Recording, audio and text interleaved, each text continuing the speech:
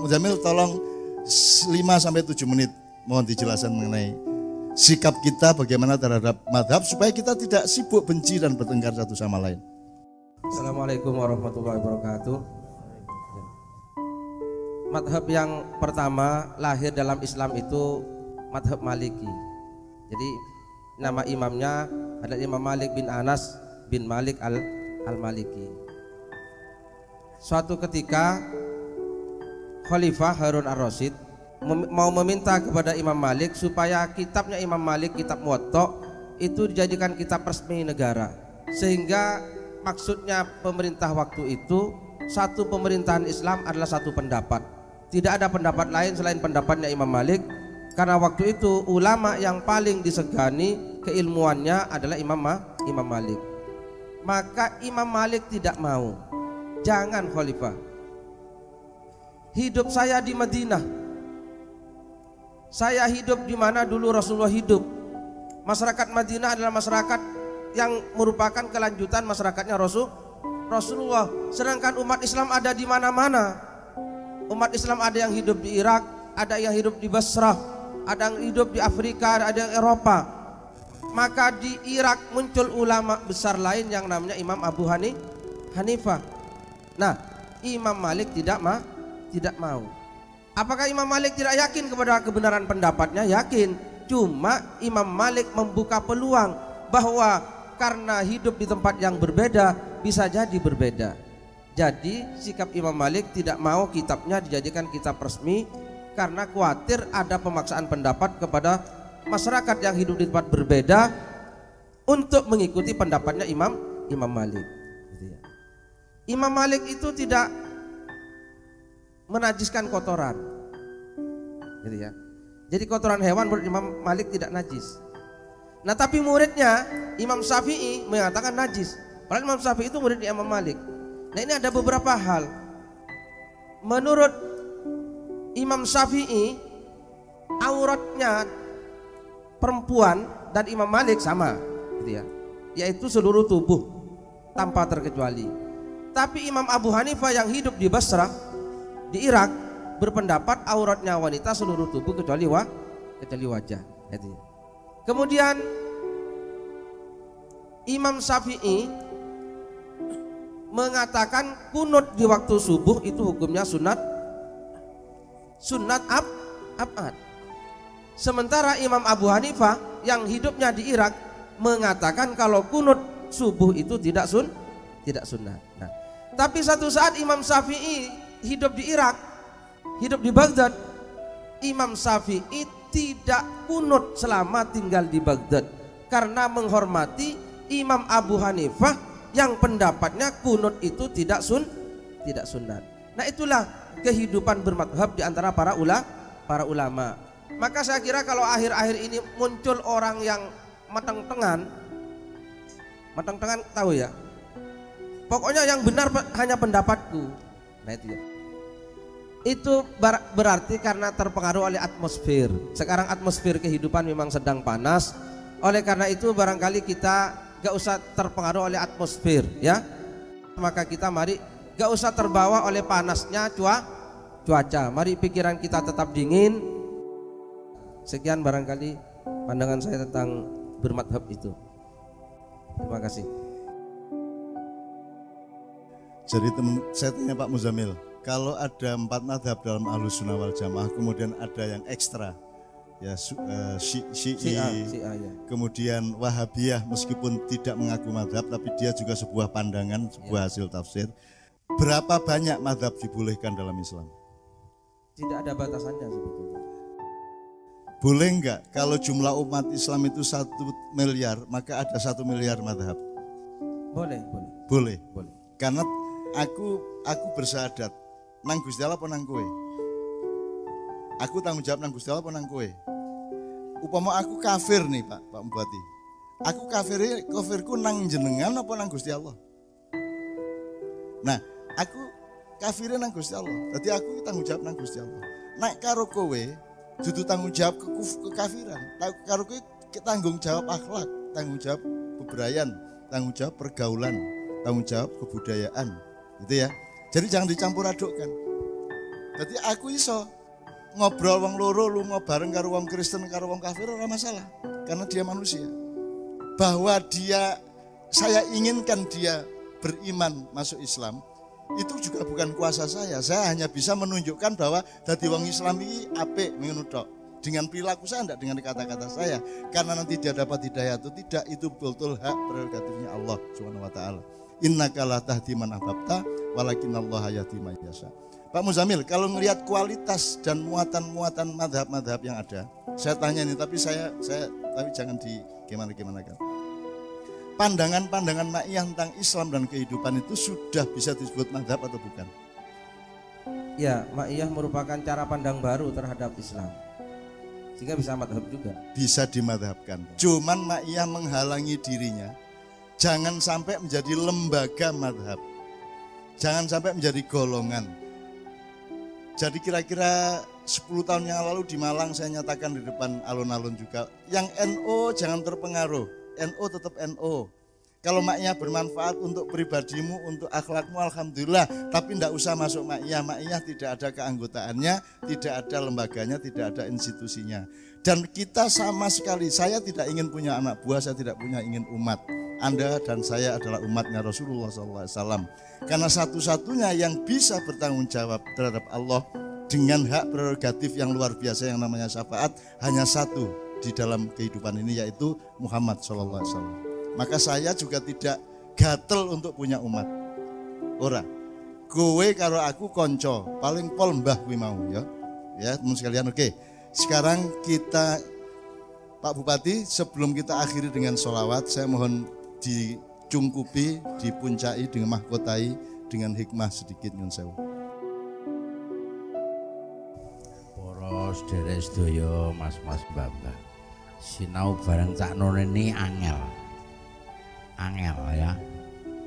Kudu menep atine, cerdas. Kudu encer. Apa rahasianya?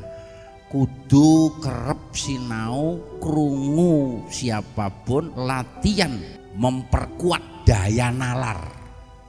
Yang lemah kita ini diskusi wegah. Kenapa wegah? Ratau sinau, ora ndek bahan tinggu diskusi. Nah, oleh karena sinau ini penting. Kesimpulannya sederhana, yang harus kita tangkap adalah untuk menuju sesuk kudu duwe pancatan. Setiap kita kudu duwe pancatan. Luar biasa Pak Bupati, alhamdulillahirabbil alamin. Saya mengakhiri dengan dua hal sedikit saja. Bismillahirrahmanirrahim. Kok ada ya orang beribu-ribu sealun-alun, orang ngadeg ora apa, berjam-jam sinau tenanan menep kaya ngene iki.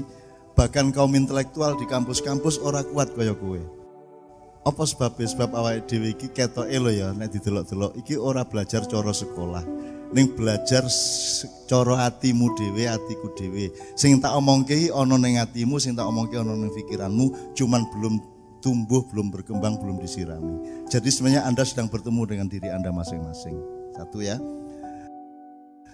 Nomor dua, tapi tidak mungkin ada orang bisa mengikat orang sealun-alun duduk. Bahkan kalau tidak dibatasi jam 12, kita berani sampai jam 1, jam 2, jam 3 biasanya. Sampai subuh ya. Jadi teman sekalian, iki nek ora Gusti Allah sing karep ora iso kowe lungguh kaya ngene iki. Jadi yang harus Anda bawa pulang ke rumah adalah Anda itu orang yang dipilih oleh Allah, dengan dicintai oleh Allah, dengan dijaga kesejahteraan dan perlindungan oleh Allah Subhanahu wa taala. Jadi kowe iki ditresnani Allah, mulane iso kaya ngene iki. Nek entuk ngomong mukjizat ngene iki ya mukjizat. Ora ana sak donya kaya ngene iki. Ora ana. Nek entuk ngomong mukjizat ngene iki mukjizat. Ning aku ora ngarani mukjizat, ning sing pasti Anda ini Allah yang membuat Anda diam, menerima, menep ya, merasuk ke dalam nalar dan hati Anda. Seluruh yang kita alami bersama malam hari. Jadi ini Allah yang bikin. Jadi Ma'iyah bukan karya saya, Ma'iyah bukan bikinan saya. Ma'iyah adalah karya Allah, kehendak Allah, dan saya adalah bagian dari wayangnya Allah yang didalangkan oleh Allah Subhanahu wa taala.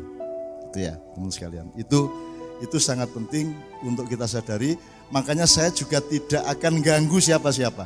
Saya dukung NU, saya ewangi Muhammadiyah, saya temani kalau ada HTI datang semua saya temani semua. Saya tidak berani bersikap tidak seperti Rasulullah. Karena Rasulullah maling besar pun sama Rasulullah ditemani untuk berproses minal dzulumati ila nur.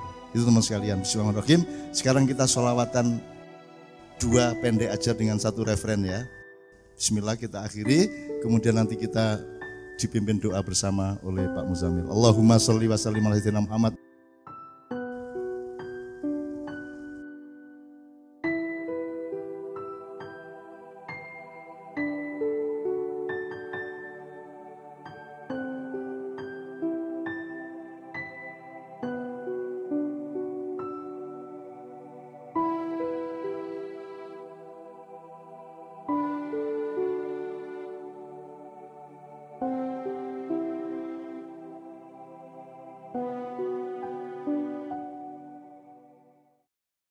Assalamualaikum, selamat datang di Pewaling Ma'iyah.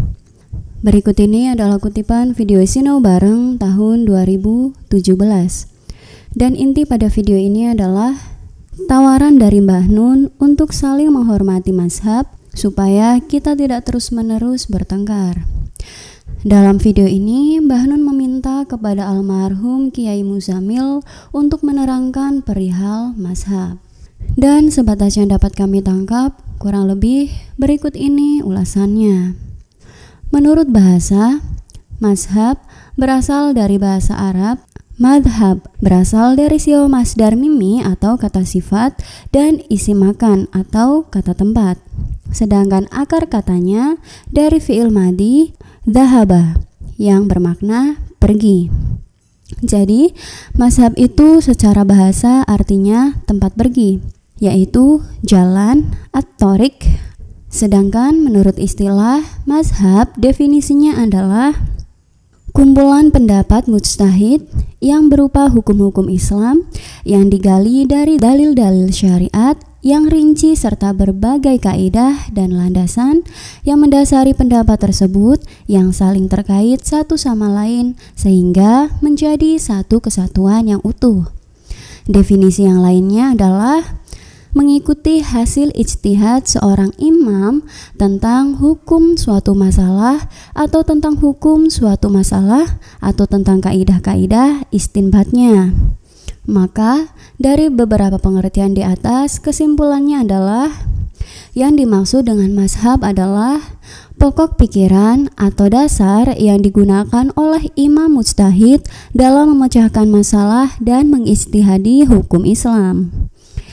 Lahirnya berbagai aliran atau mazhab dalam ilmu fikih dilatar belakangi oleh beberapa faktor, antara lain disebabkan oleh perbedaan pemahaman, perbedaan dalam masalah hadis, perbedaan dalam pendapat, perbedaan tentang qiyas, perbedaan dalam penggunaan dalil-dalil, perbedaan dalam pemahaman hukum, dan masih banyak lagi. Bila diruntut ke belakang, mazhab fikih itu sudah ada sejak zaman Rasulullah masih ada.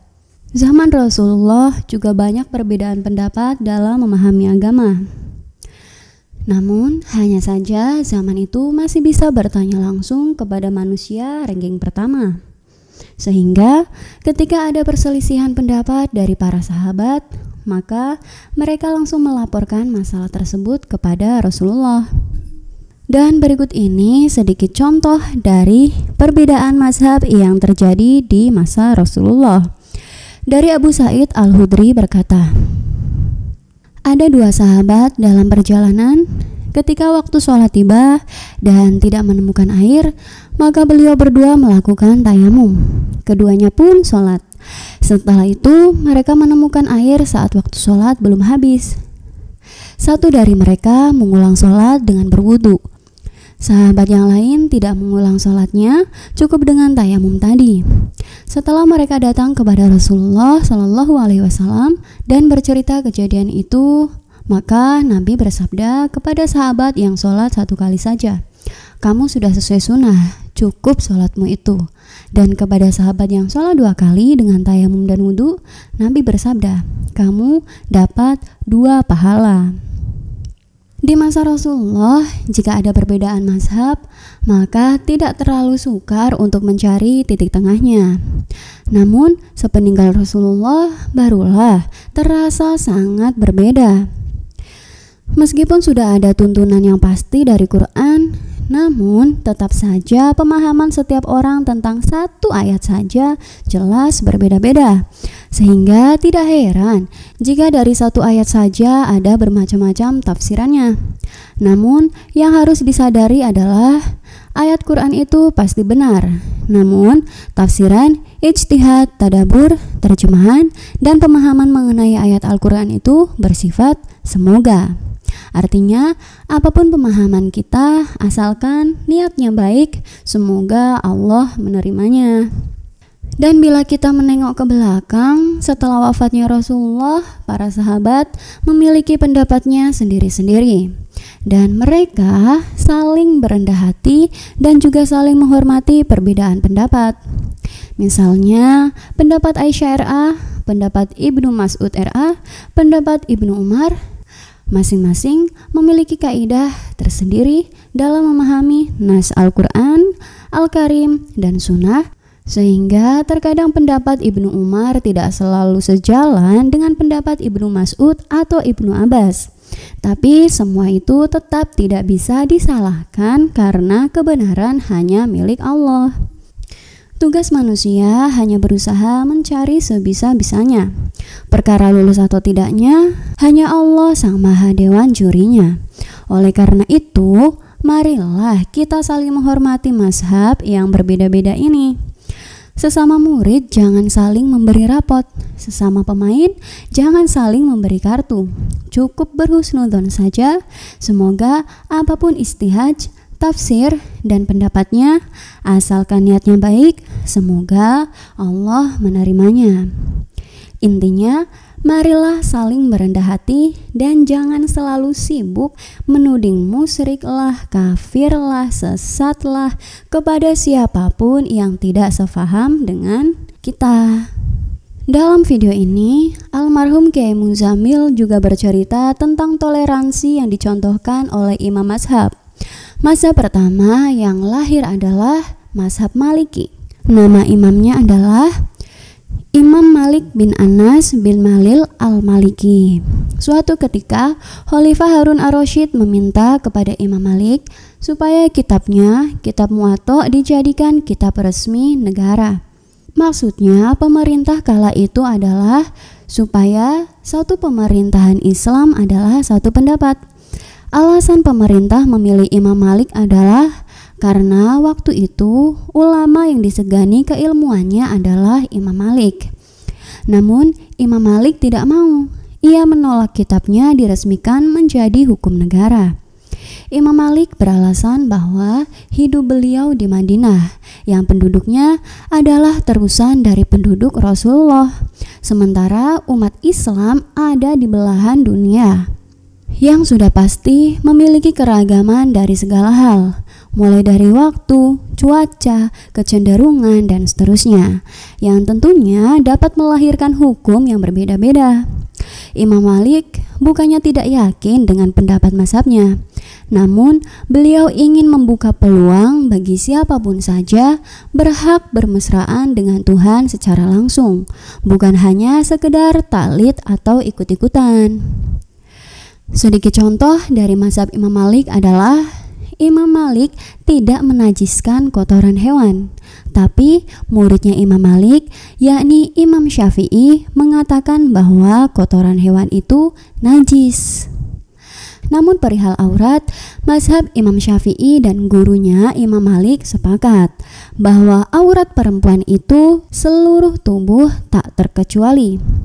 Tapi menurut mazhab Imam Abu Hanafi, aurat wanita itu seluruh tubuh kecuali wajah. Kemudian Imam Syafi'i berpendapat bahwa kunut di waktu sholat subuh itu hukumnya sunnah abad. Sunnah abad adalah sunnah yang apabila lupa dilakukan maka harus sujud sahwi. Sementara menurut Imam Abi Hanifah, kunut di waktu sholat subuh itu hukumnya tidak sunnah. Tapi suatu ketika Imam Syafi'i saat berada di Irak, Beliau tidak kunut selama berada di Irak. Hal itu beliau lakukan karena menghormati mazhab Imam Abu Hanafi yang kala itu hidup di Irak. Coba renungkan, sesama imam besar saja begitu toleransi, namun para mukallidnya atau para penirunya malah sibuk saling menuding yang tidak sefaham, malah saling mengharamkan dan menyesat-nyesatkan. Wallahu a'lam bishawab. Oke dulur-dulur, sampai di sini dulu ya ulasan atau pointernya. Sebenarnya masih ada begitu banyak hal yang dapat kita pelajari bersama dari kutipan Sinau Bareng pada video ini. Ulasan, pointer, atau rangkuman yang kami ungkapkan itu hanya sedikit gambaran saja. Dan semua yang kami ungkapkan itu bukanlah sebuah kebenaran. Hanya saja semoga dapat sedikit menambah referensi. Mohon maaf atas semua kelemahan sudut pandang kami. Matur suwun dan sehat selalu saudaraku. Wassalamualaikum.